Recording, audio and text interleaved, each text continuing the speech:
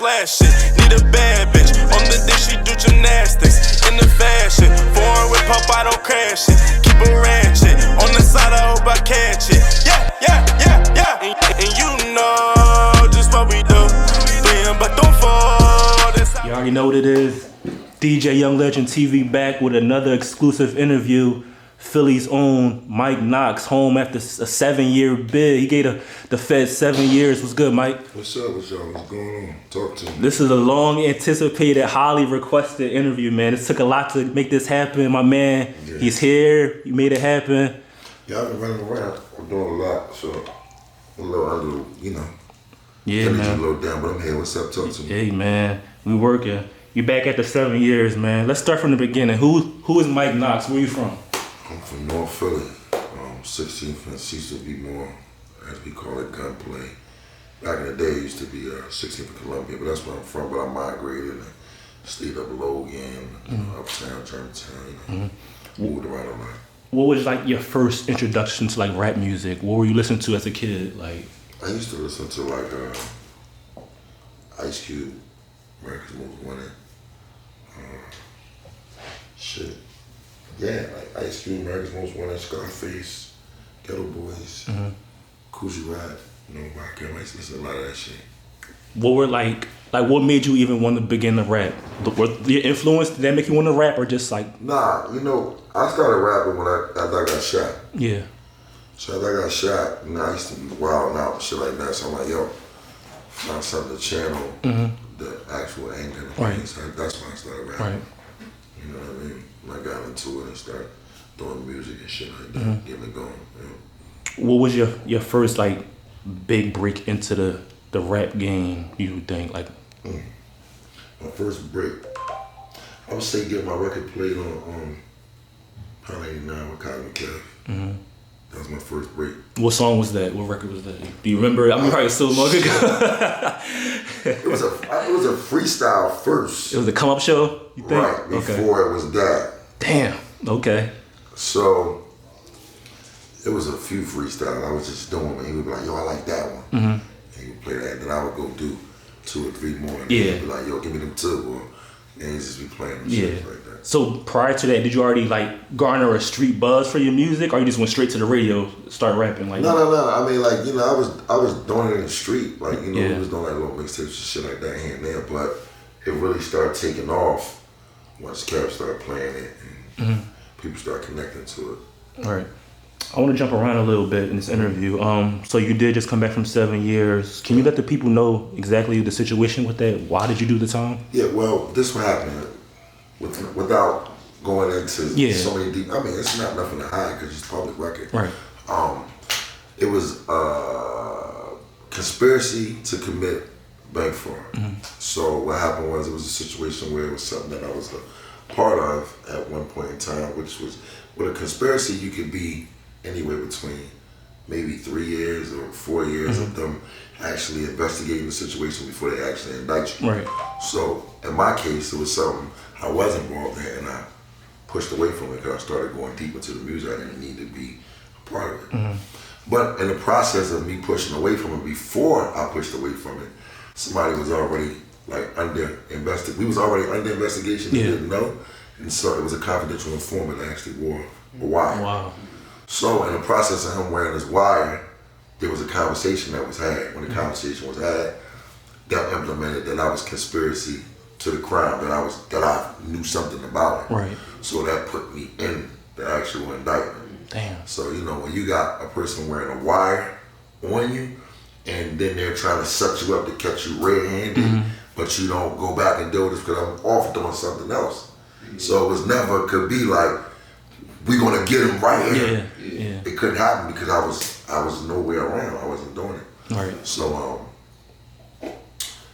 they came and got me and indicted me, and I had to plead guilty to the situation. How do you mentally prepare for a 7-year bid? You can't. It's impossible. There's no dollar amount that can prepare you for any type of federal sentence that you're gonna be away from your family. I mean, you've seen many people go away in federal situations that's been celebrities, such as Wesley Snipes. You've seen him go, and he's multi-millionaire movies, and I don't think his stay was great. Right. You know what I'm saying? You see Fat Joe, he went and he had to go and do some time. Beanie Siegel, he had to go and do. So you seen certain people go away and do federal time. Lil' Kim. Yeah. So, you know, it's more so I think everybody else be affected, but then it becomes a mental thing at some point. Yeah. Speaking of the family, how did that time away affect your family? Oh yeah, it affected them a lot. It affected all of us a lot. It wasn't easy. I think for me the hardest part was being away from the kids, you know, and things that they needed, not so much as finance wise, right, but more so much as like, you know, holidays for them, birthdays, and you know, seeing my son take his first basketball shot. You know what I'm saying? Things like that. I think that affects you more. For sure. You know what I mean? Than anything else. But I never missed a beat. They always came to see me and stuff like that. So it was tight. I saw a video on YouTube when you first got out of doing your bid. My phones be going off crazy. Yeah. So I saw a video on YouTube when you first got home. What was the first thing you did? When you really want to know that? Yeah, your first. Really. Your first. What's your first meal? Let me break it down. What's your first meal? What was your first real meal? I think my first meal was. Damn, that's crazy. I don't even remember. Was it something good? I was so gone. Yeah. You know what? We stopped at like McDonald's. I think I got like a fish sandwich or a chicken, like, because it was just like, because I had to be to the halfway house at a certain time. Oh, right. So we was trying to just fit everything in, and I'm just like, man, just. Some McDonald's real quick. You know what I mean? Yeah. Any advice for like the young kids, you know, glorifying the streets and like not understanding the consequences that come with like, you know, street life, violence? You like any advice for them? You know what I think we do wrong as like I was young once. When I was young, I didn't want to listen to nobody that was older than me. I didn't want to hear that shit. Right. Because you feel like if you come from a home that you don't have a father, so you feel like I ain't let no nigga tell me what to do. Right. You know what I'm saying? So instead of talking down to them, we should be hearing what they have to say. Hearing them out, right. And then elaborate off of what they're saying, opposed to like, y'all the reason why I did it. Right. Stop pointing the finger at them and let them speak on what's going on. And then you can kind of open up the floor like that. So just be open to, you know, kind of like have communication. With them. Yeah. Work out. On your Instagram, I just recently saw 50 Cent pull up in some exotic whips, you know, welcoming you home or whatever. Can you speak on your relationship? You know, like the G-Unit affiliation is like highly publicized. We all know you're affiliated with G-Unit, but can you just explain that relationship to the people? Well, that relationship is it's a very deep-rooted relationship. And it's been that way for some years, you know what I mean? And we've been rocking with each other kind of like before like the internet was really like... For sure. How it is now. Yeah. You know what I mean? So, you know, to be attached to, you gotta look at it when you, and a lot of people in Philadelphia, they hate on the situation. I remember. A lot, including rappers. Yeah. But I get it. Right. Because you gotta look at it, if you wanna be something, right, and you never been outside of that to see a person at that level or be close to a person at that level, and it's not groupiness, it's not nothing, it's like, it's kind of surreal. It's like, oh, this nigga not real. Like, it's no way. Like, it's just not possible. Yeah. You know what I mean? So, I get that part, but it took me a long time to grow to get that part of it. But our relationship has always been great. Yeah. You know what I mean? And it takes time and anything. You don't just start being around people and just make money instantly. You know what I mean? It don't work like that. People gotta feel you out and see what you're about. And we did that, you know, and that's my dog. Like, he held me down throughout my whole federal sentence. Right. You know, as far as anything I needed, which it wasn't like I would be like, yo, I need this, right. I need that. Right. But if I needed it, I could. Right. You know what I mean? But, you know, our relationship is like bigger than music. You know what I'm saying? While you were doing your sit-ins, you created like a hit series on Showtime or Stars. I'm sorry. Right. Yeah, called Power. Can we expect you on an episode of Power? Maybe. Stay tuned. I don't know. See this way, if it was to happen, it wouldn't be this season because this season right. It's already done. Already. But next season, who knows? I might shoot the shit out of something. for the right bag. Who knows? Yeah, man. Shout out to Phil. Shout out to G-Unit. I think you know, the people haven't seen you in a while, so I want to address everything that's been going on from since you've been gone, since prior. So, while you were here before your sittings, you had a issue with NMG. Maybe it was due to your G-Unit affiliation. You had a situation with Gunplay at the BET Awards. Where do you guys stand? Is that like still a situation, or you know? Man, I'm gonna say this. I watched him do Love and Hip Hop.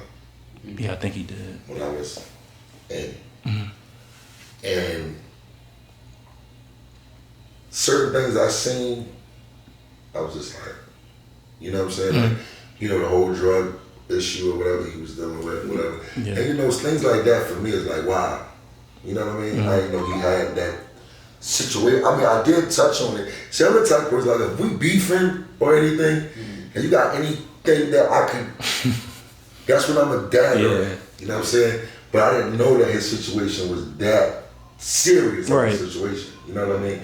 But the art of war is when you in it, you don't give a fuck about none of that. Right. But that to me is nothing. It's nothing. I'm running around looking for him or hanging out. Like, nah, that shit was 7 years ago, man. Yeah. Literally probably about 7 years ago. Yeah. It's like how do I look coming out like 7 years later to like, yo, I'm looking for like, right. Like, I don't care right. about, I don't care nothing about that. We addressing everything. So also you had another issue, which I think you guys squashed it prior to you doing your bid. Beanie Siegel, it was an issue where like allegedly like an after party incident, y'all had an altercation. How was that situation? That shit don't even exist. Okay. That's my dog. Yeah. You know what I'm saying? See, let me tell you something, man. Like, real dudes, when situations happen, no matter how they may happen or what may happen or what people may think, they may want this person to have a bad end of the stick with this person.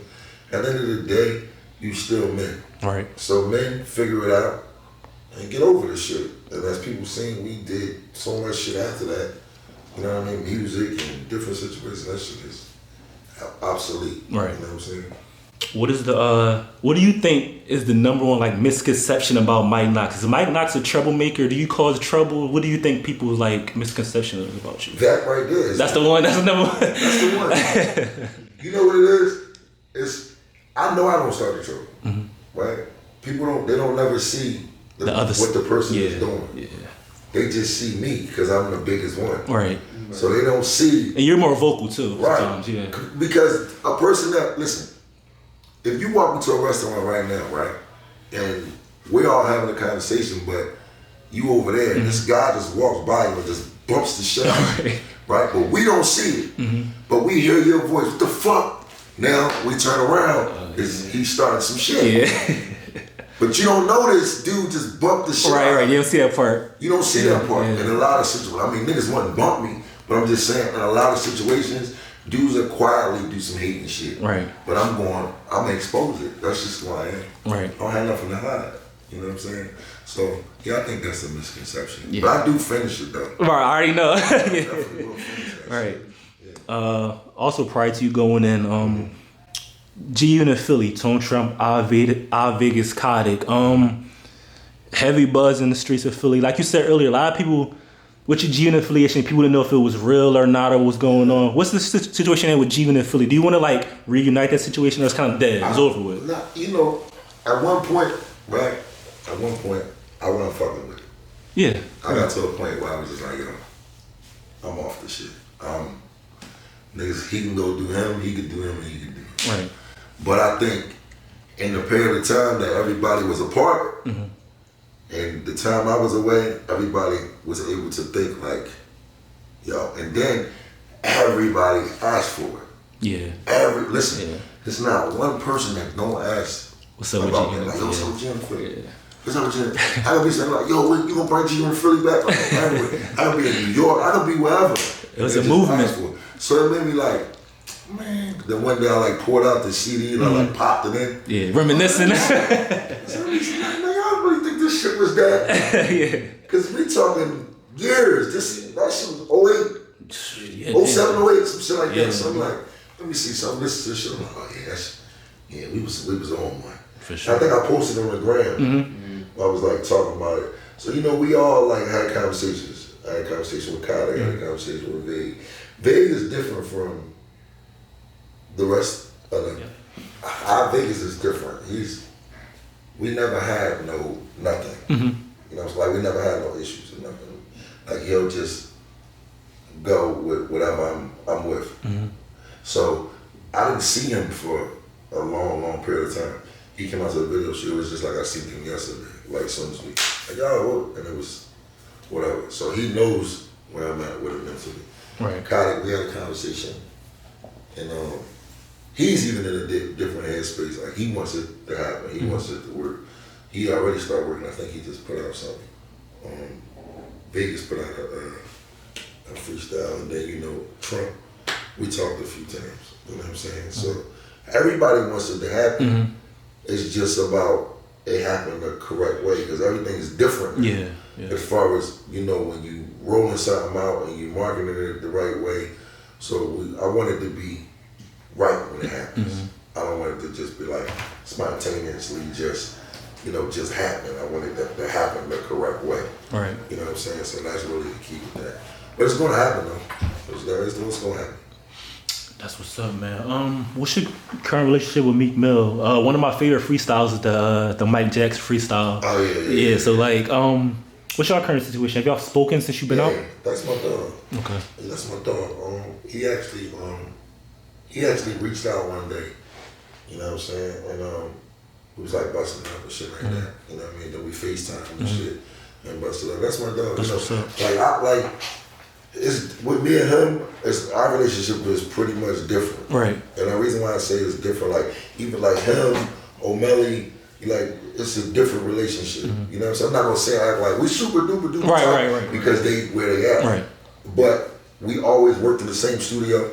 You know what I'm saying? Like when Meek used to be recording, O'Malley used to be hopping on the top, going to go bust traffic. Right. We catching each other outside, playing our little game, like we running down with each other. Right. So it's always been that. Even when they got the situation, it was still that. So I think when the situation happened with the situation with Gunplay, it kind of it gave a little odd little moment for a minute. Yeah. But all in all, we from Philly and we who we are. Right. You know what I'm saying? So it never was no like, man, it wasn't like that. Yeah. You know what I'm saying? But a lot of people probably thought it was, Right. but no, it wasn't like that. You know what I'm saying? If you go back to any interviews when that shit was going on, you hear me saying, this ain't got shit to do with me. Right, for sure. You know what I'm saying? So that's just how it is and how it was. Right. From what I remember, you and Gilly used to be really close prior to you going in. Since you've been gone, he garnered a lot of social media presence and a huge following. He like reinvented himself with Wallow podcast, whole situation. How do you feel about everything going on with Gilly right now? I think them niggas is like gonna be like the next better than Star and Buck. Yeah. You know what I'm saying? I think what they doing is I think it's a good thing. I like it. And I see what they got. They're not acting. It's real. Chemistry is real. You gotta know them to know them. Though. You gotta know them from before. Right. To know that that's just them too. That's why that shit is so easy. And that's why it's gonna work, because they just being themselves. They're not sitting there saying, okay, I'm gonna say this and you said, now they just being real, themselves. right off the top, yeah. So that's gonna work. Shout out to Gilly, man. Let me ask you a question. Do you think, we talking about misconceptions or just how do you feel about yourself? Do you think you're too loyal to certain situations or people? Do you how you feel about that? Like, I think there's no such thing as too loyal. Right. It's either you loyal or you're not. Right. Now, it's about if a person's loyal to you or they're not. Yeah, exactly. You understand what I'm saying? Because you know that saying, like, you help people and then when they do something wrong, you say, I'm not fucking helping nobody else. Everybody see that shit. And then you help them anyway. Yeah, for sure. So no matter how much loyal you give, that's just who you are. As a person, I'm gonna give me regardless. Yeah. You know what I'm saying? Yeah. People would say, "Oh man, you so loyal to G-Unit, and you so loyal to." That's what I was getting at. I get it. But at the end of the day, that's where it's at. Right. You know, that's just what it is. And they've been loyal to you, so it's not like a one-way situation. Yeah, it's not like I was left in the federal system and everybody said, fuck me. Right. Because while I was locked up, I talked to 50 Cent. While I was locked up, I talked to 28 year old. I'm talking about a lot. I talked to 28 year old. That's my brother. You know what I'm saying? So it's not like I wasn't in communication with None of them. All right. I didn't have to go through nobody and no shit like that. Like, there's always been love. And if I couldn't reach them because they overseas, then there's somebody there that I can talk to. If I needed to do anything. All right. So why would my loyalty be there? All right. He had no. I mean, his loyalty lied to me, right? Think about it. When I left, did I have an album out? No. No. Did I have a single out? No. So what did he really owe me? That's real. Artist, if an artist is signed to a record label, or if an artist is dealing with a person at that level that he's at, right? He has to be invested in you at that point to care, to want to be like, this guy can't go through this. He had nothing invested. That's real. But friendship. Right. So why wouldn't my loyalty be there? Right. That's real. That's real. Going to your music a little bit, you recently released a single called Mob and shot the video. Can we look forward to a project soon? Yeah, I'm doing my album. It's called Harlow for the Success. I'm taking my time with it because it seemed like the album thing is kind of like not really going too well in this era. Yeah, it's like single driven. It's like EPs. single driven Yeah. EPs. You don't hit them with 4 or 5. And, Yeah. You know what I mean? Shit like that. So I came with the, yo, I'm gonna drop an album. Like when I came home, I was gonna drop the album. And I went and I did like 30, 40 records. And they all hot records. But now as I'm gauging it, people keep, yo, when you dropping an album? I'm like, Right, like I'm coming, man. I got you. All right. Let me see what's going on. Right. So when I did Mobbin was after I kind of like cracked the bone in my chest and got what I had to get off my chest. And I said, oh, this was going on. I said, all right. Because see, my first mentality was this. Everybody kept saying, yo, give him this. Give him that. I said, yo, listen, there's no disrespect to nobody that raps, right, from Atlanta. I love Atlanta. Right. Love it. I like everything them niggas got going on out there. I love it. But I don't like to hear Philly rap like they from Atlanta. Yeah. You see what I'm saying? But I know why they doing it. Right. They're not doing it to be on some bullshit. They doing it because they saying, oh, that's what got that nigga $1 million? Oh yeah, I'm about to get me $1 million. That's why they're doing it. Yeah. You see what I'm saying? It's like, they feel like, I gotta rap like this in order to impress whoever they're signed to get me a check. People trying to get out the hood. For sure. So that's what it is. But you can be yourself and be original and do your shit, right? And, you know, construct your craft and get it going. Yeah, that's real. Because Lil Uzi is different, right? Yep. He's different. He did his thing and what? Out of here. Yeah. PNB Rock is his own thing, right? Yeah. All right, so how many PNB Rocks we gonna have come out of one city? Yeah. You see what I'm saying? You can't. It can't be no in betweens. People could say, "Oh, it could be a million Mike Knox." Nah, I really can't. Because them niggas ain't gonna go through this shit I went through. And they ain't gonna do the shit I done did to beat Mike Knox. So they might not even wanna beat Mike Knox. Right. It sounds good, right? It sounds good. Until it's time to put the suit on and do the shit I did. Yeah. The gorilla suit. So it's a different thing. That's real, man. That's real. That's super real. Niggas do be lying in their interviews because they don't want. Listen, think about this. When you're doing these interviews and shit like that, where you interviewing them at? Right? Right. If a nigga say he from whatever block, why he not doing it on his block? What he told you, the block hot today, so he can't do it there? Right. Or listen, anybody I talk about, see, I'm in a position where I don't have to talk about people. So I used to do that when I was trying to or get up there, tag your chin and get you to jump out there. Right. I don't know how to do that. But anybody that I ever had an issue with, if you interview them, they're gonna tell you he's who he say he is. Right.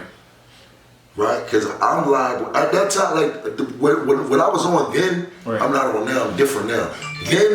Back then, I would catch you in traffic and drag you out your fucking car. The old Mike Knox. The old Mike Knox. Right. But I'm on the new wave. Right. And it's a new, it's a new day and time. But what I'm saying is, with these interviews, people try to make other people look like they're not who they are. I'm not the only nigga that's a rapper that's a real nigga. Right. I don't believe that, right? But I believe I'm one of the only rappers that did federal time that didn't tell. Stood tall, right? That's what I do believe. Until somebody else show me different. That's done it. Right. So when you got these niggas keep talking about feds this, and they raps, y'all niggas ain't done that. Y'all don't even know what that shit about. Y'all niggas is dying in them pens. Right. Niggas getting killed. Niggas getting killed just for playing with niggas' names. Talking about, I don't think he right. You can't even say, like my dog, my dog right here, we was in them joints together. Like that shit ain't no game. Niggas getting slaughtered for playing with somebody's name. So when that shit they be doing out there, man, I don't know, man. Homeboy be around, woo. And then there's a flip side to that coin with that rat shit. I don't fuck with rats, right? But it's a flip side to that coin. You run around with that shit, that rap chasing shit and all that. And the dude might be a rat, but that don't mean he still ain't no killer. Yeah.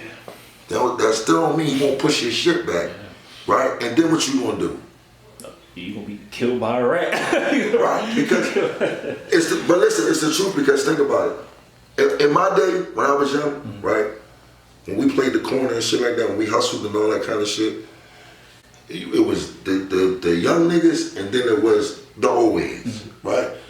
You couldn't have certain conversations with the old heads, right? Who the fuck is you to talk about him? That ain't your business to talk about him, right? Now, it's old head business to come and say, come in, and pull you to the side and say, what the fuck is going on with what they talking about? What's this shit? I know you ain't about to go down there and talk to them people, right? Now, he G-chuck it. So even if the nigga felt like he was gonna go do it now, he know he can't. Yeah. But now, you gave the young nigga, this nigga can be a young, corny motherfucker that's just on, it's always one corny nigga that's on the block. But everybody fuck with him, but he corny as shit, but he come on the block and hustle, right? You gave that nigga, they made it to where as though that nigga sound cool by saying, this nigga is talent. So now when this nigga hop on his ass, then what? That's crazy. What's the shit they be saying? You're not qualified, or like certain people just not qualified to be in certain conversations and talk about certain shit. Right? I hear all kind of shit, but I ain't no sponge. I don't absorb and squeeze out. I don't do that. It ain't my fucking business. I don't care. I don't care to do it. That's the thing that they playing with too much. This person a rat, that person a rat. Bro, listen. Dangerous. Niggas hear the fans, they think, they in there eating good, eating lobster. Nah, niggas dying in them joints. Let me ask you one question. When you seen Goodfellas, right? Yeah, the mob. Yeah. Okay. What was the theme of that movie? What was the whole perception of that movie? From the beginning to the end. Tell me what was the perception. What did that movie entail? Not to be that it's okay to rap. Okay. You wanted something. With the chick. But what was the concept of the whole movie? The chick got him caught up at the end though, right? Like she was on the phones and all that shit. What happened? You missed it. What happened? Loyalty. The concept, just moving. The concept to that whole movie, right? From the beginning to the end, he was on the stand testifying. Yeah. From the beginning of the movie, when he was talking, he was on the stand to the end. That's why at the end you seen him get up out the stand and walk towards the camera and keep talking. He was testifying the whole entire time. So everybody be talking about this gangster G shit. You watching a fucking rap. The whole movie. That's what. But everybody love this movie. Everybody love it. Oh, it's the classic. He was telling from the beginning. Damn, that's crazy. To that.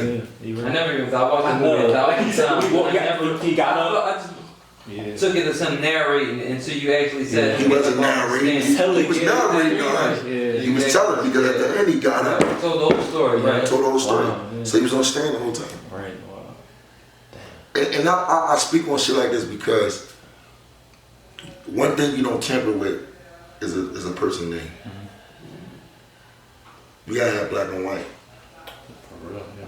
If you ain't got it in black and white, you can't even fucking say it. But the streets don't have no type of white no more. People just say what they want. So in the sense, I don't mean to cut you off, and I know this is not my interview, but I just gotta ask you this. Do you think, since you've been out, that rapping is glorified through movies like Goodfellas, American Gangster, and then you got like dudes like Tekashi 6ix9ine right now. Like he just got locked up, but he's still popular, even though he's an open rap. Let me tell you something. I feel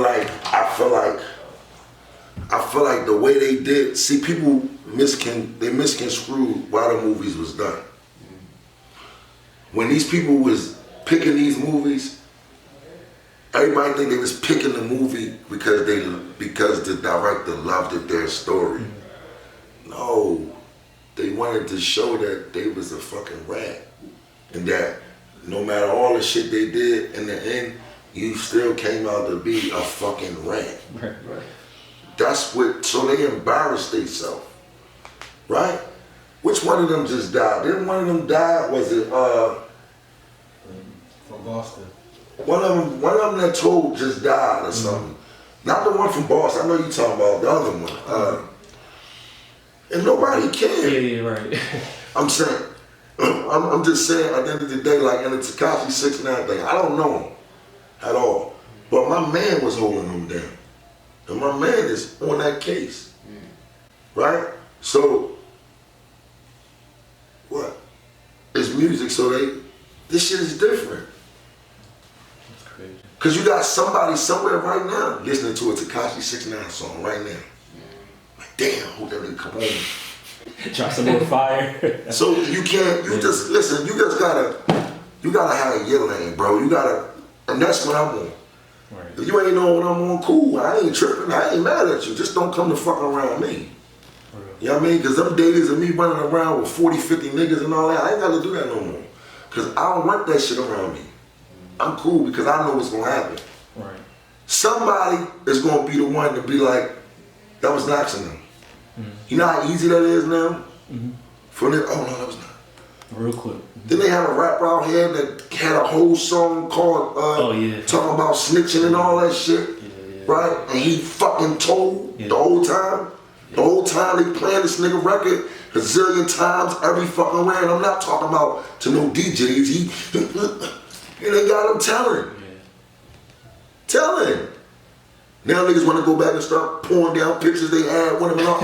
Nah, nigga. It's too late. Yeah. Nah, that was your man. That was your man. Right. Telling is telling. Period. Telling is telling. I don't care who you is. You don't glorify no rap. You don't pass. You don't. All right, and when you ain't got the. But I ain't kicking it what you need though. Cool. That's what it is, man. Mike Knox with a classic interview, DJ Legend TV. Classic, man. Give me a. Tell them boys stop lying on them interviews. We're gonna do a part 2 in like 6 months. We're gonna recap everything, come back with more crazy and heat. Tell them dudes stop lying on them interviews. You tell them, you gotta tell them, you tell them. You heard what I said. Stop lying on them interviews, man. Just be yourself. Give me your social media. How can they find you and your music, bro? Find me on Instagram at Mike Knox __. Facebook, I'm never really on. Oh, you got a book? I got it, but I don't. Twitter the same, Mike Knox. No, they might like you on Twitter, man. __. Yeah. I'm around, man. That's what it is. Go get that mobbing. Download that mobbing. Mobbing. It's on all platforms. Shout out to you, bro. I appreciate your time. Young Legend TV. Yeah. That's what it is. 282 Digital, bought to your clothing. Let's get it. You already.